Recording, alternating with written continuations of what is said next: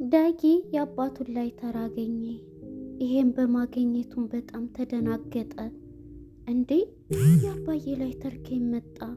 እውነት ላይተር እኮ ለስንት ዓመታት እንዴ ሌላ ቀያሪ ይሆናል? አይ ለብዙ ዓመታት የሚጠቀምባት ላይተር ይች ነች እያለ ነበር። ወይዘሮ ዝናሽም እንዴ ታዲያ ሌላ ጠግንትን ብሎ ሊሆን ይችላል እያለችው ነበር። እሱ ግን አልተዋጠለትም። በድንጋጤ እሷም መልስ ትሰጠዋለች። በጣም ይገርማል። አቶ በሰንበት የት ገባ ብሎ ልጁ ዳጊ በፍለጋ ላይ አሁንም እንደቀጠለ ነው። እንቅልፍ አቶ አሁን ላይ በጭንቀት የሚገኘው ዳጊ ምን አምራን ወይዘሮ ዝናሽ ቤት መጣች። እንደፎከረችውም አደረገችው። ወይዘሮ ዝናሽን ያየችውን ማመን አቃታት። ወይዘሮ ዝናሽና አምራን በልክ ውስጥ ይገኛሉ። በጣም ያሳዝናል። አማቼ እያለች ስትላት አስመሳይዋ አምራን አሁን ላይ ግን ወይዘሮ ዝናሽ አምርራ ተነስታባታለች። በዚህም የተነሳ ለአማቴ ሾርባ ሰርቼ አቀረብኩ እያለች ነበር። አንቺን ብዙ ሰው ጠልቶሻል እያለ ነበር ስትላት የነበረችው። ወይዘሮ ዝናሽም አሁን ላይ ያለችበት ሁኔታ አእምሮዋ በጭንቀት ውስጥ ይገኛል። አቶ ለይኩን የዳግም አባትን አቶ በሰንበትን ገድሎ ከቆሻሻ ከጫካ ቀበረው።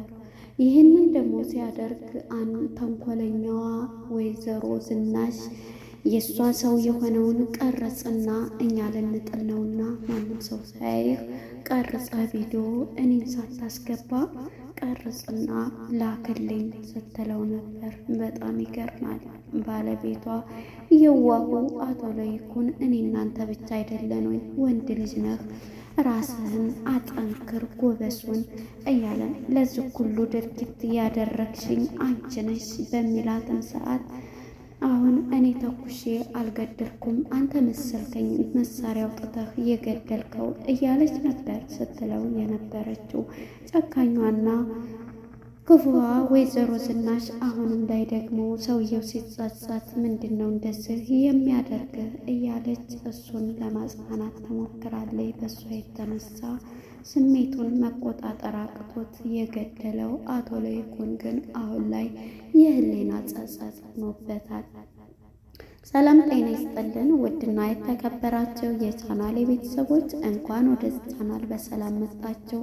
ኑሃሚ ክፍል 54 ተለቀቀ። እንግዲህ ወደ ክፍል 53 ስንመለስ ብዙ ነገሮች ተካሂዷል። አምራን የውሸቷን ጥግ ለናሆድ ልጄን አስወረደችብኝ፣ ልጄን ገደለችብኝ እያለች ስትሞላው እሱም በንዴት በስሜት ሆኖ ነፍሰ ገዳይ እናቴ ብሎ እናቱን ለመደብደብ የደረሰ ነበረ ናሆድ ይሄንን ሲሰማ። ምክንያቱም ከዚህ ቀደም የኑሃሜን ልጅ በመርዝ ግደልልኝ ብላ ወይዘሮ ገነትን መድኃኒት የሰጠች ሴት ስለነበረች እንዴት ይሄንንስ አምራን ላይ ማድረግስ ይሳናታል ብሎ እውነቱን አምኖ ተቀብሏል። አምራን አስመሳያዋና ውሸታሟ በባለፈ ኤርሚያስ ነው የገደለባት። ነገር ግን አሁን ላይ እሱ ነው እሷ ነች የገደለችብኝ በቡና መርዟን አድርጋ ብላ ይህንን ቻንስ ተጠቅማበታለች። ነገር ግን ወይዘሮ ዝናሽ ከልጇ ጋር በመቀመጥ ልጄ ያጠባሁት ጡት ይፋረደኝ፣ ይሄንን እልሃለሁ። በፍጹም ይሄን ድርጊት አላደረኩም። ሲቀጥል ድሮም ልጅ የላትም፣ ካላትም ደግሞ በፊት የወጣ ነው በማለት ጎበዟና ተጠራጣሪዋ ተንኮለኛው ስለሚተዋወቁ ወይዘሮ ዝናሽም ይሄንን አይነት መልስ ለልጇ ሰጥታው ነበር። ልጇም ይሄንን ቢሰማም ግን አንዳንድ የሆኑ ጥያቄዎች መጥቶባታል። እናም ምክንያቱም ሆስፒታል እንሄድ ስለ ልጇ ሲያነሳባት ሲሄድ በቃ ስለዚህ አታንሳ እያለችው ነበረ።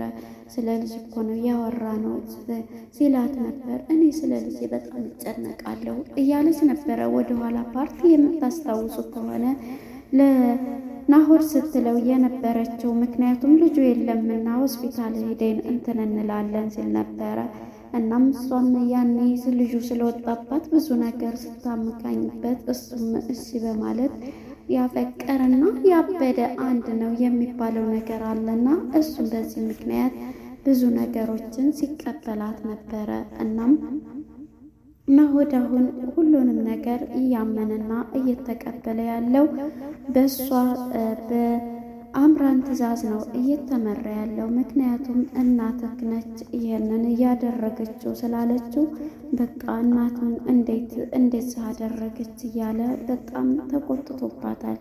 እንግዲህ ውሸታሟና አስመሳይዋ አምራን ማለት ነው። አቶ ለይኩን ደግሞ በጸጸት የሚገኘው አቶ በሰንበትን ገሎ አሁን ላይ ህሊናው ሁሉ እረፍት አጥቶ ብቻውን ክላስ ዘግቶ እያለቀሰ ይገኛል። ይሄንን እያለ እንግዲህ እንቅልፍ ያጣው ደግሞ ዳግም አባቴ የት ገባ በማለት ነበር። መጀመሪያ እንግዲህ ላይተሩን አባቱ ሲጋራ የሚጠቀምበትን ላይተር ከጠረጴዛው ስር ነበር ያገኘው። እናቴ አባቴ እዚህ መጥቶ ነበር ወይ ሲላት፣ እናትየዋም በመደንገጥ ማለት ምንድን እያለኝ ነበር ስትለው የነበረው እሱም አይ እዚህ ጋ ላይተሩን አገኘሁት የአባቴን ላይተር፣ ስለዚህ እሱ እዚህ መጥቶ ነበር እያላት ነበረ።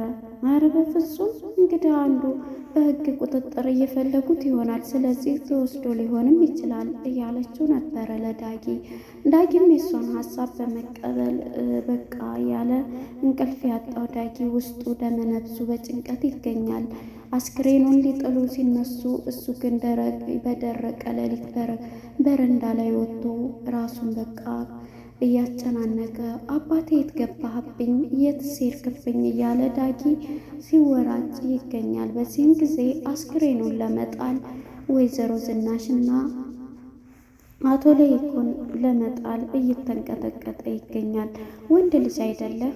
አይዞህ ጠንክር፣ አሁን ይሄ ሚስጥሬ ነው እያለች ወይዘሮ ዝናሽ ይሄንን ብትለውም እሱ ግን በፍጹም ይሄንን ጭንቅላቱ ሊቀበልለት አልቻለም። እናም እንግዲህ አሁን ላይ ያለበት ሁኔታ በጣም በጭንቀት የሚገኘው አቶ ለይኩን በቃ ዳጊ ወደ ክላስ ሲገባ እነሱ ደግሞ ተነስተው ይሄንን ለመጣል ወስነዋል ማለት ነው።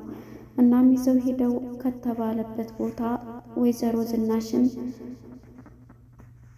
ያለችውን ሰውዬ በመቀጠር እሱ ተደብቆ እየቀረጻቸው ነበረ። በዚህም ጊዜ እሱን ተነስቶ እየቀረጻቸው ሳለ እሷና እሱ ቀብረውት ወደ ጫካ ጥለውት ይመጣሉ። እሱ እያለቀሰ እየተጸጸተ ይገኛል። የዚህ ጊዜ እንግዲህ ወደ ኑሃሜ ጋር ስንመጣ ኑሃሜ ደግሞ አባቷ ተሽሎላት ሕክምናውን በተጠናቀቀ ሁኔታ ተጠናቋል። ስለዚህ ብዙ ነገር ደስ ብሏታል። ነገር ግን ይህን ደስታዋን ልታበስረው ለአቶ ለይኩን ብትደውልም ስልኩ ኦፍ ነው። ስልኩን ስለተዘጋ ነበረ ስታስብ የነበረው። እናም በዚህ የተነሳ ዳጊ ደግሞ ወደ ኪችን በመሄድ አንተ ልጅ ግን ስላንተ ህይወት ምንም ማቅ የለ አይዞህ እያለ ለማጽናናት ይሞክራል። እናቴ እንደዛ አድርጋለች እያለ ስለ እናቱ ለዳጊ እንትን ሊለው ይሄንን አላቅም ይሄ ነው ልልም አልችልም፣ ግን አንተ ራስህን አረጋጋ በማለት ይነግረዋል። ዳጊ ማለት ነው ለናሆድ። ናሆድም እሺ በማለት ወደ ኪችን ገብቶ እሱን እዛ በዚህ በደረቀ ሌሊት ምን ትሰራለህ ሲለው አጠምቶኝ ለመጠጣት ነበረ ብሎ ይደብቀዋል። በዚህ የተነሳ እንግዲህ ዳጊም ይሄንን ብሎት ሳለ አንተ ስለ ራስህ ግን ምንድን ነው የማትነግረኝ ነገር ብሎ ሲጠይቀው ነበር። ዳጊም ምንድን ነው ማለት ለምንድን እህት ወንድም ምናምን የለክም ቢለውም አይ አለኝ፣ ግን ከእናቴ የሚወለዱ እህትም ወንድምም እንዳለኝ ግን ሁሉም አያውቁኝም እያለ ይለዋል። ማለት እንዴት አንተ ለምን አታውቃቸውም ታዲያ እያለው ነበር።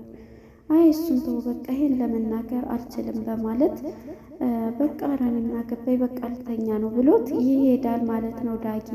በዚህ የተነሳ እንግዲህ ናሆድም ብቻውን ማበድ ነው የተሳነው።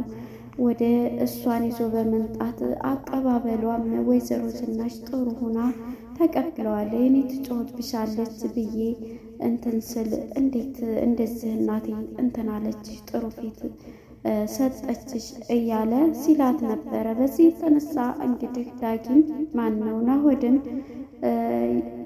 አማቼ መጣሁኝ እያለ ቡና ይፈላልሽ ምን ይደረግልሽ እያለች ስትላት ነበረ። ቆንጆ ቡና አፍሊ ብላ ስላታለች። እንግዲህ ይህንን ብላ ቁርስም ሁሉንም ነገር አዘጋጅ እያለች እኔ እኮ የማንደፍሮ ልጅ ዝናሽ ማንደፍሮ የአንቺ ሰራተኛሽ አይደለሁም እያለ የሰራሽው ቁርስ ደግሞ ምንም አይጠምም ብላ ትላታለች። ወይዘሮ ዝናሽን ኪችን ገብታ ከአሁን በኋላ ስነ ስርዓት ትይዣለሽ ትላታለች። በዚህም የተነሳ እንግዲህ ወይዘሮ ዝናሽ ይህንን ብትላት አሁን ላይ ለመበቀል እያሰበች ነው። ባልጫወትልሽ እኔ አይደለሁም ዝናሽ አታቂኝም በማለት እየፎከረች ትገኛለች። እንዳለችውም እንግዲህ አቶ ለይኩንም በሩን ዘግቶ ብቻውን እየጨነቀው ሰው ገድዬ አባትህን መግደሉን ባቅ ምን ትል ነበር አይዞህ እያለ ዳጊም መጥቶ ያረጋጋዋል። እሱን በጭንቀት ስለገባ ማለት ነው። በዚህ የተነሳ እንግዲህ ራስሽ ገብተሽ ስሪ፣ ለባሌ ቁርስ እየሰራሽው ደግሞ ምንም አይጠምም፣ ለነገው ቆንጆ አድርገሽ ስሪ እያለቻት ነበረ።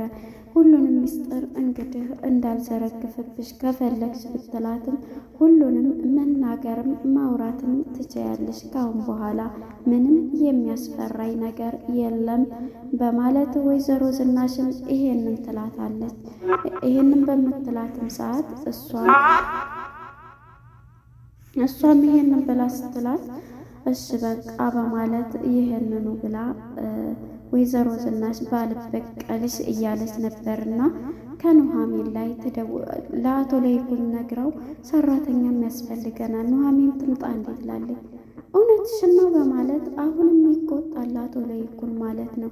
እንዴት ነው ይሄንን ደውልላ ማለት ለሌላው አይደለም እሷ አባቷን ስትንከባከብ ስለምትችልበት እሷ ለሁሉም ነገር ጎበዝና ጠንካራ እንዴት ስለሆነ ለአንተ በቃ ሚጥምህንም ሁሉንም ነገር ታደርግልሃለች ብዬ ነው ትለዋለች። በፍጹም ይላታል።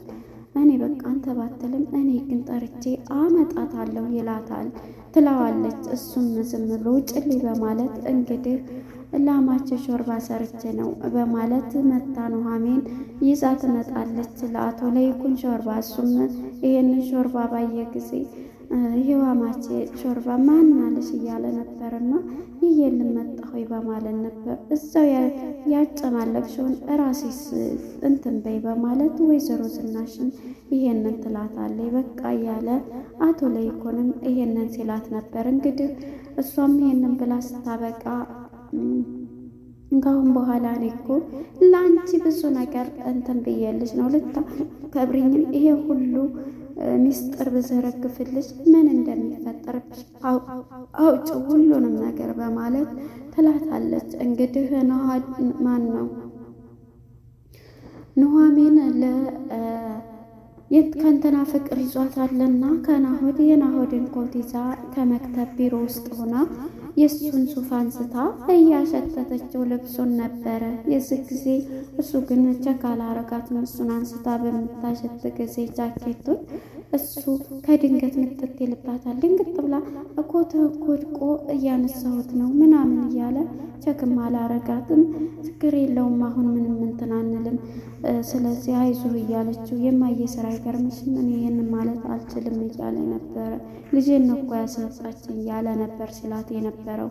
እንግዲህ ውሸታማ አምራን አሁንም ይሄንኑ በማለት ሁለተኛ ትለዋለች። ልጅ ሁለተኛም የምንወልድ አይመስለኝም፣ ዶክተሩ እንዳለው ከሆነ በጣም ከባድ ነው፣ ምክንያቱም መልሼ ልጄን መወልድ አይመስለኝም ስትለው ነበር። እሱም በድንጋጤ ማለት ይሄ ደግሞ እያላት ነበረ። በጣም ከባድ ነው እያለች ለማስመሰልና ለማልቀስ ትሞክራለች። እኔ እኮ ልጅ ነው ያሳጣችኝ ግን እንዴት እያለ ግን ሆስፒታል ቸክ አድርጋቸዋል ብትለውም እሱ በእርግጥ እኔ ብዙ ጊዜ እንደዚህ ሰዋራት አትወድም እኔ አላቅም እያለ እሱም ይሄንን ሲላት ነበር ማለት ነው። በዚህ የተነሳ እንግዲህ ይሄንን ብለው ሲያበቃ ነበረ ኑሐሚንም ይሄንን ብላ ያረጋጋቸው አይዞህ እያለችው እንሄዳለን ድርጅቱ እንሄዳለን ገጠር እያላት እሷን ከአያቶቿ ጋር እንሄዳለን ብላ እያለችው ነበረ። እና እንግዲህ ወደ ቤት ስንመጣ ወይዘሮ ዝናሽ ኑሃሚን ላይ ትደውላለች። ኑሃሚንም አንቺን ባልሰራልሽ በማለት እንዳውም ሳይመጣ የኔ ማር እንኳን ሰላም መጣች በማለት ኑሃሚንም ስትመጣ ማናት ደግሞ የምትመጣው የቤቱ ኃላፊ ትመጣለች ብላ ኑሃሚን ተደውሎላት ቀጥታ ነበረ የመጣቸው ማለት ነው። የዚህ ጊዜ አምራን የምትሆነው ቅጡ ጠፍቷት በጣም ትደነግጥና አይኗ ፈጦ ነበር እዚህ ላይ ሊያልቅ የቻለው ማለት ነው። እንግዲህ ቀጣይ ፓርት ምን ይፈጠራል የሚለውን አብረን የምናይ ይሆናል። ለነበረን ቆይታ እናመሰግናለን። ባይ ባይ።